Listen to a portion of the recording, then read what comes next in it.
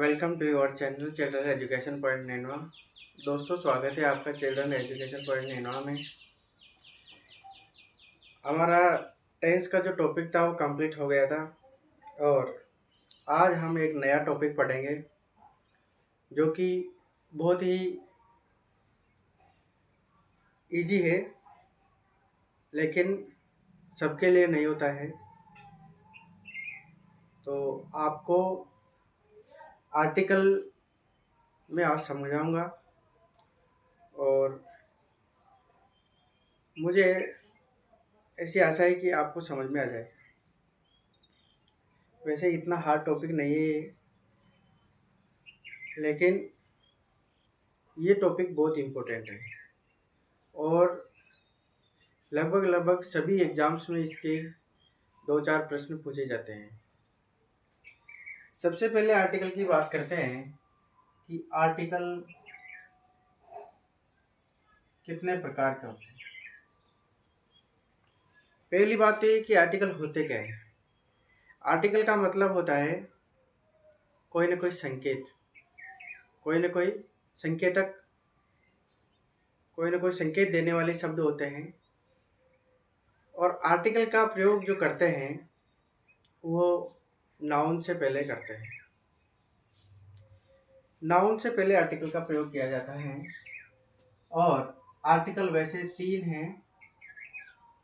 आपको ये ध्यान रखना है कि आर्टिकल का जो प्रयोग होता है वो नाउन से पहले होता है।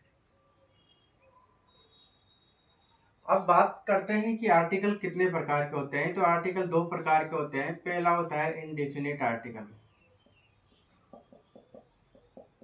इनडेफिनिट आर्टिकल के अंदर 2 आर्टिकल आते हैं, एक तो ए और एक एन।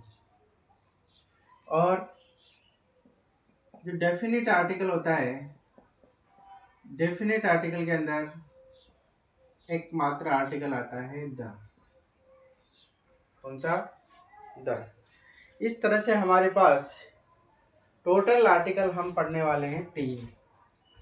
2 तो ये ए और एन और एक ये द। इस तरह टोटल आर्टिकल पढ़ेंगे अपन 3। कौन कौन से? ए, एन और द। यदि आपसे कोई पूछे कि आर्टिकल कितने होते हैं तो आपका सीधा सीधा जवाब होना चाहिए 3। यदि आपसे कोई पूछे how many articles in English grammar, तो आपका आंसर रहेगा 3। और आपसे कोई पूछे कि how many types of article, यानी कि आर्टिकल के कितने प्रकार होते हैं, तो प्रकार अभी मैंने आपको बताया 2 प्रकार होते हैं, डेफिनेट और इनडेफिनेट। इनडेफिनेट और डेफिनेट। इनडेफिनेट का मतलब होता है अनिश्चित। इनडेफिनेट का मतलब होता है अनिश्चित और डेफिनेट का मतलब होता है निश्चित। इसका मतलब क्या है? इसका मतलब यह है कि इनडेफिनिट जो नाउन होती है, अनिश्चित संज्ञा जो होती है, उसके आगे अपन ए और एन का प्रयोग करते हैं। और जो डेफिनेट नाउन होती है, निश्चित जो संज्ञा होती है, संज्ञा शब्द होते हैं, उसके आगे अपन द का प्रयोग करते हैं। जैसे हम बात करें सबसे पहले ए का प्रयोग, तो देखिए ए का प्रयोग अपन हिंदी के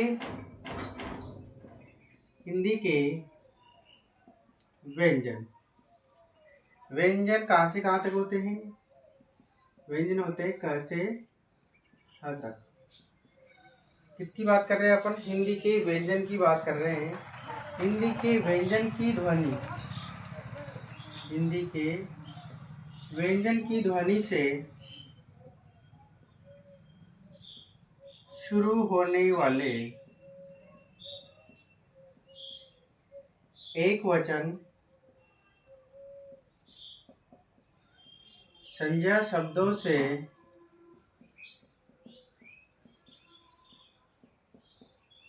पहले